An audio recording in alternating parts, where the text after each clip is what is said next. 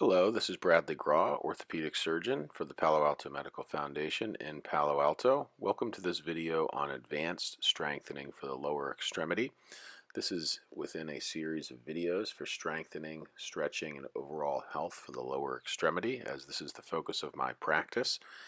As a lifelong athlete, former collegiate lacrosse player at Yale, and having practiced orthopedic surgery for more than 10 years, I've put these videos together, and this specifically to help you achieve the strength necessary for the activities that you would like to do. This video in particular is good for those who have moved beyond the basic strengthening exercises and are returning back to activities, including sporting activities. Very good for activities such as hiking, cycling, tennis, skiing, all activities that I like to do personally. Here are the recommended exercises and the routine. I first recommend warming up with cardiovascular fitness, elevating your heart rate for about 10 to 20 minutes.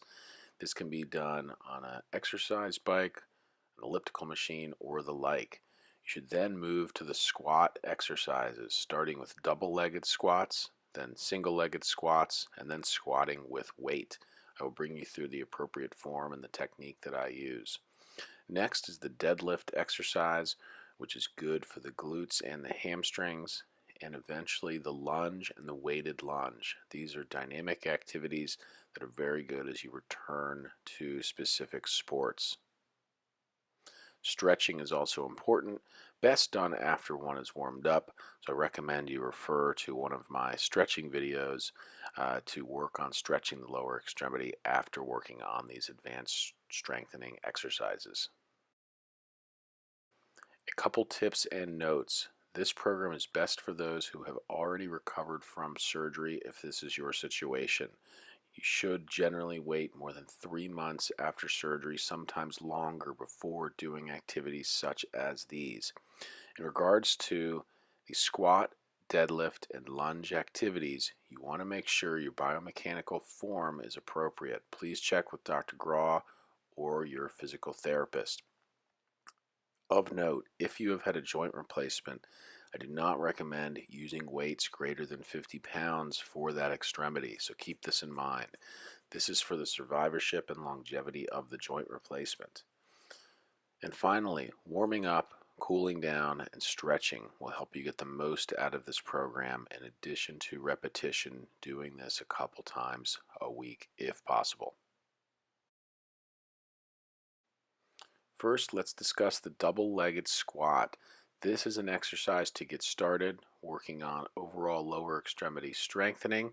You want to make sure you get your mechanics correct before you go to single-legged and weighted squats. In a squat exercise, bringing your hips down to the level of your knees. Ideally, your thighs should be parallel to the ground. Your knee should not come out over the front of your toe, and you should not rotate your hips or collapse your knees inward when you do this. You should eventually feel burning in the muscles, the quads, the hamstring, and the glutes, and not pain in the joints. The single-legged squat is a bit more difficult to perform. You can initially perform this with assistance, holding on with your other arm to a support, but then working towards doing this unsupported. Here I show doing this supported with my hand, then supported with my opposite toe on the ground for stabilization. But again, when you get to the final unsupported exercise, you want to make sure that that knee stays not out over the toe and does not collapse.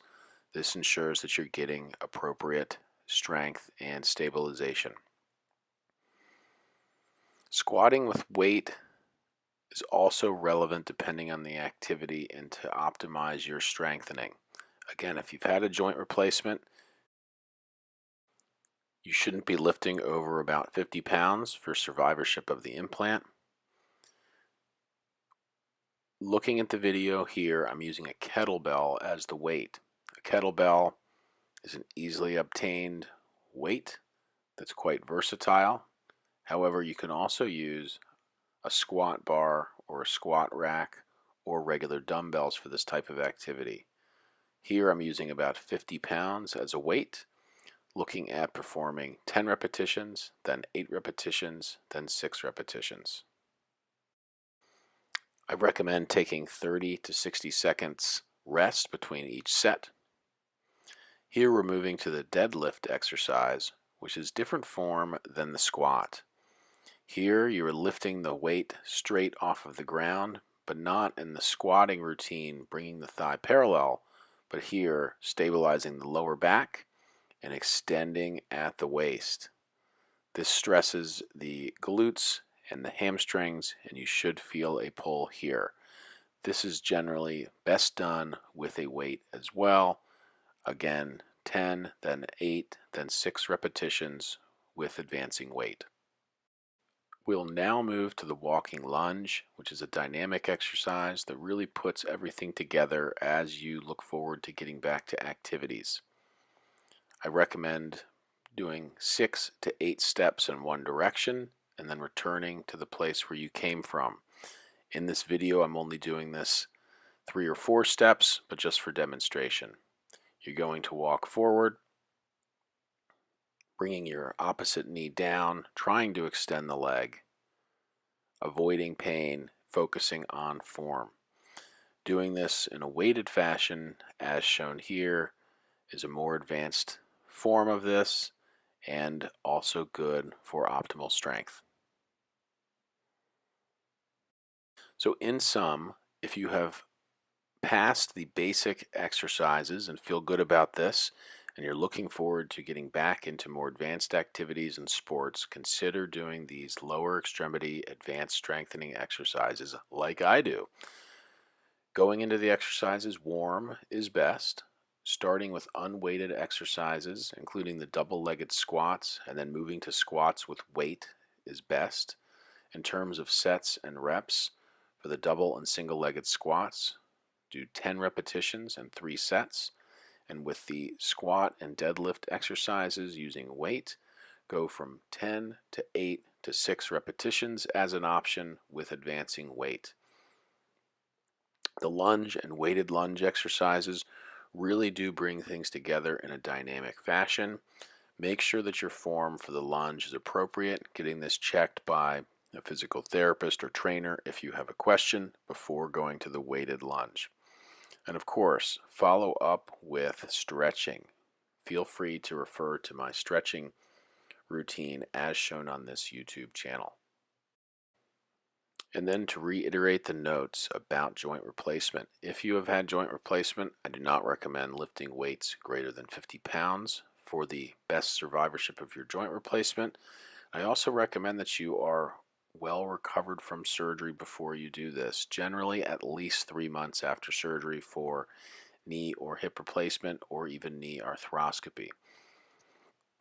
Getting the appropriate form for the squat and lunges is very important.